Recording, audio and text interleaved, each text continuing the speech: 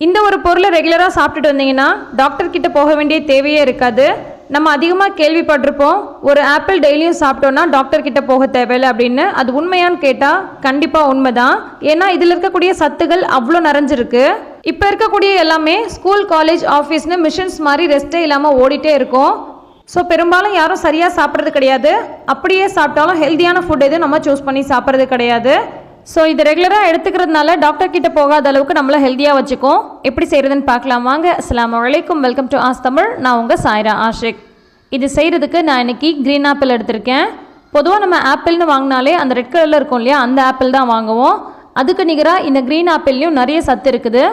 Red ஆப்பிளை விட இந்த ஆப்பிளில் புளிப்பு சுவையும் இனிப்பு சுவையும் கொஞ்சம் கூடுதலாக இருக்கும். ஸோ சாப்பிட்றதுக்கு நல்லாயிருக்கும். க்ரீன் ஆப்பிள் வாங்கும் போது தோலை கண்டிப்பாக எடுக்கக்கூடாது, அப்படியே தான் நம்ம சாப்பிடணும். அதே மாதிரி ஆப்பிளோடைய விதையும் நம்ம கண்டிப்பாக சாப்பிட்றவே கூடாது. இப்போது இந்த ஆப்பிளை நல்லா வாஷ் பண்ணிவிட்டு இந்த மாதிரி பீசஸாக கட் பண்ணி எடுத்திருக்கேன். சீட்ஸ் எல்லாம் ரிமூவ் பண்ணிவிட்டு இது கூட 1 டேபிள் ஸ்பூன் அளவுக்கு குளுக்கோஸ் பவுடர் ஆட் பண்ணிக்கிறேன். இது கூடவே 1 டேபிள் ஸ்பூன் அளவுக்கு சர்க்கரை சேர்த்துக்கலாம். சர்க்கரைக்கு பதிலாக நீங்கள் ஹனி சேர்த்துக்கலாம். அதே மாதிரி கருப்பட்டி கூட சேர்த்துக்கலாம். இது கூடவே 1 டேபிள் ஸ்பூன் அளவுக்கு பிஸ்தாவும் சேர்த்துருக்கேன். பிஸ்தா இல்லைன்னா ஸ்கிப் பண்ணிக்கோங்க. அதுக்கு பதிலாக பாதாம் அல்லது முந்திரி இந்த மாதிரி கூட சேர்த்துக்கலாம். டேஸ்ட் இன்னும் கொஞ்சம் ரிச்சாக இருக்கும். இப்போ இது கூட 1 டம்ளர் அளவுக்கு பால் சேர்த்துக்கலாம். இது கூட தேவையான அளவுக்கு ஐஸ் க்யூப்ஸ் அல்லது ஐஸ்கிரீம் கூட சேர்த்துக்கலாம். நான் இன்றைக்கி அதெல்லாம் சேர்க்கல. பாலை நல்லா காய்ச்சி ஆற வச்சு ஃப்ரிட்ஜில் வச்சு சில்லுன்னு வச்சு எடுத்து வந்திருக்கேன். அதை தான் சேர்த்துருக்கேன். இப்போ இதை நல்லா பிளெண்ட் பண்ணி விட்டு எடுத்து வந்துடலாம். நிறைய பேர் டயட்டில் இருக்கிறன்ற பேரில் சாப்பிடாமல் இருந்து வெயிட் லாஸ் பண்ணுறாங்க.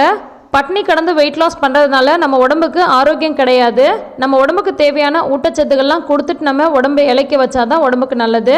அது இல்லாமல் நம்ம சும்மாவே சாப்பிடாமல் இருந்து இளைக்கிறதுனால நம்ம உடம்புக்கு தேவையான சத்துக்கள் எல்லாமே குறைஞ்சி போயிடும். ஸோ நீங்கள் அதிகமாக சாப்பாடெல்லாம் எடுத்துக்கலனா கூட இந்த மாதிரி ஹெல்த்தியான ஸ்மூதிஸ் அடிக்கடி எடுத்துக்கோங்க. நீங்கள் மற்ற எந்த ஃப்ரூட்ஸுமே எடுத்துக்கலனா கூட பரவாயில்ல, ஆனால் ஆப்பிள் கண்டிப்பாக ரெகுலராக எடுத்துக்கோங்க. அதில் அவ்வளோ நிறைய சத்துக்கள் இருக்குது. க்ரீன் ஆப்பிளில் நார்ச்சத்து அதிக அளவில் இருக்குது. And calcium, potassium, vitamin A, vitamin B, vitamin C, magnesium, antioxidants, இரும்பு சத்து, ப்ரோட்டீனும் ரொம்பவே அதிகமாக இருக்குது. இது குடிக்கிறதுக்கான பெஸ்ட் டைம்னு பார்த்தீங்கன்னா மார்னிங் பிரேக்ஃபாஸ்ட்டுக்கு பதிலாக எடுத்துக்கலாம், அல்லது பிரேக்ஃபாஸ்ட் சாப்பிட்டதுக்கு அப்புறமா ஒரு 1 hour கழித்து இதை நம்ம குடிச்சிக்கலாம். இந்த க்ரீன் ஆப்பிளை அப்படியே ராவாகவும் சாப்பிடலாம், அல்லது இன்னும் கொஞ்சம் கூட ஹெல்த்தியாக நம்ம நட்ஸு அண்ட் மில்கெல்லாம் சேர்த்து இந்த மாதிரி ஸ்மூதி மாதிரி பண்ணி குடிக்கலாம். கூட இந்த மாதிரி கார்னிஷிங்லாம் பண்ணி கொடுத்தீங்கன்னா குழந்தைங்க நல்லா விரும்பி குடிப்பாங்க. டெய்லி ஒரு ஆப்பிள் சாப்பிடுங்க, டாக்டர்கிட்டயே போக வேண்டான்னு காலங்காலமாக கேள்விப்பட்ட ஒரு விஷயந்தான். அதே கான்செப்ட் தான்.